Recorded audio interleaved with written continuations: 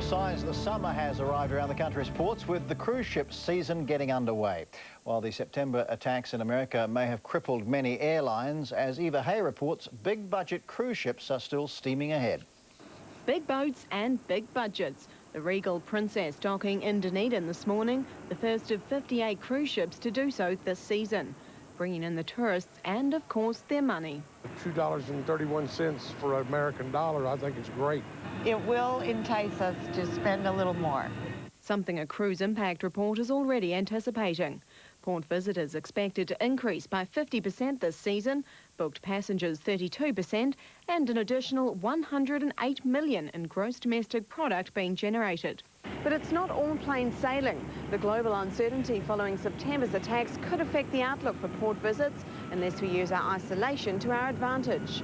With two ships already bowing out since the attacks and bookings down by 7,000, the key to enticing them back? Pushing the image we've already got. They've identified us as a safe cruise ground and a cruise area that actually works for the tourists and for the cruise ships. On the ground in Dunedin, it's already working for small businesses. We have contracts with most of the major cruise lines now that visit Port Chalmers, and it's very, very important to our business. And while events in Afghanistan have put the world on edge, it hasn't kept those hardest hit at home. I'd say you just can't change what you're doing. You just go ahead and live like you lived before. And for passengers aboard the Regal Princess, that means living well. Eva Hay, One News. Well, it's time to look at the weather now, and the weather today very much reflecting the mood of the nation, wasn't it? It seemed quite fitting that it was raining, but it's going to rain all weekend as well, so get used to it. Let's talk about the temperatures now. And it was a bit cooler in the south today. Timaru and Oamaru only got to 13 today, 14 for Dunedin. Queenstown and Greymouth were a bit warmer on 17 degrees, and Blenheim had 22. Across in the North Island, Napier and Hastings topped the list today with 25. It was 24 in Gisborne and 23 for Hamilton and Whangarei. Now, bad weather is causing big problems for us. State Highway 1 is closed at Waimarino Stream near Turangi. There are also slips and localised flooding in the Awakino Gorge. In the South Island, a slip has blocked State Highway 7 between the top of the Lewis Pass and Maruia Springs. And we have heavy rain warnings for the Bay of Plenty, Taranaki and the hill country from Tikawiti to the Central Plateau. Also the ranges of Nelson and Northern Marlborough and the Marlborough Sounds. Let's look at the big picture and see where it's all coming from. We have frontal cloud moving east across the North Island, and a small low is drifting over the South Island. It all looks very messy out here. That's where another low and associated frontal system are hanging. Now, today's front is going to clear the country tonight, but it will be slow moving and it's going to hang about there. The low over the South Island is going to pull away to the southeast. The next front will move onto the North Island tomorrow, bringing some bad weather, and the low will move across the Tasman onto the South Island. What happens tomorrow night is that it starts to move north, and that's going to make way for the southerly to spread up the South Island through the afternoon and into the evening. So let's have a look at the South Island now, and things are not looking that great at all. We have some bad weather to come in the South Island, and most of it will be in the west tomorrow.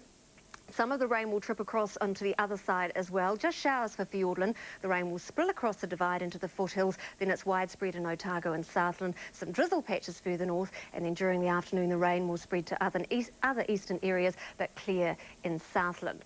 Now, the North Island is a very, very messy picture tomorrow. There will be showers almost right across the island. And you can see that rain band moving across. It'll stay dry in the east, but watch for some heavy falls around Taranaki around midday-ish.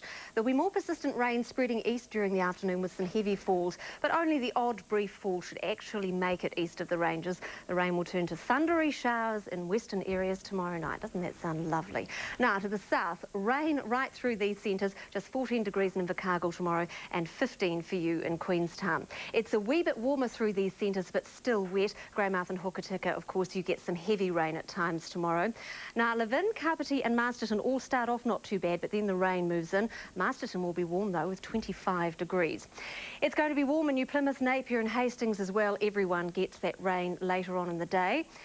And now, tomorrow, Gisborne is heading for 25. You will get some late rain, not a lot. The nor'wester is going to pick up right through these centres.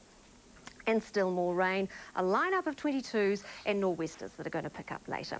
Now, Dunedin, you are set to have rain developing in your city. Your northeasterly will turn to a southerly later, and you're heading for a high of just 15. Christchurch will be much the same. The drizzle turns to rain. You've got a wind change and a high of 19 degrees. It's occasional rain for Wellington, a gusty northerly. It will gradually ease a little later, 20 for you. Hamilton will have 21, plenty of rain. It'll get very heavy around lunchtime, and you've got strong northerlies changing to a westerly. Some heavy rain for Auckland too, with a strong northerly in exposed places, and a high of 21. Things are not getting any better. Sunday, some more heavy showers in the north, fine spells in Gisborne and Hawke's Bay, and rain in the south, but fine in Fiordland. And on Monday, more heavy showers for much of the North Island. In the south, rain in the far north and the east at first, but look at the west coast, you at last get some sunshine. Now tomorrow, weather permitting, there's a lot happening around the country, including this one I like the sound of, Babes on Bikes, a women's motorcycle group converging on Fairley tomorrow, 60 of them. Before I go, a reminder that the bad weather is making things very difficult on the roads around the country tonight. If you're out and about, you will need to take extreme care. Thank you, Kay. And that's One News this Friday. Late edition is here at 10:50. But we leave you tonight with excerpts from Sir Peter Blake's last log, emailed from the Amazon. From us, though, good night.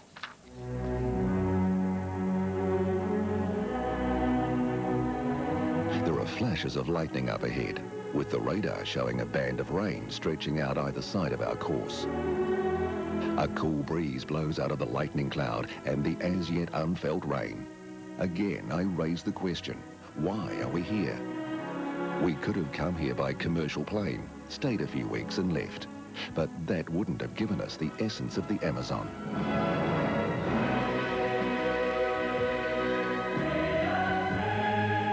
To win, you have to believe you can do it.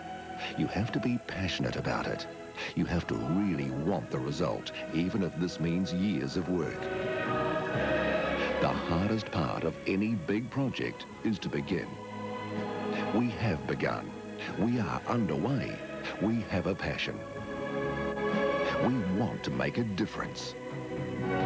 We hope that you, and as many of your friends as possible, will join us.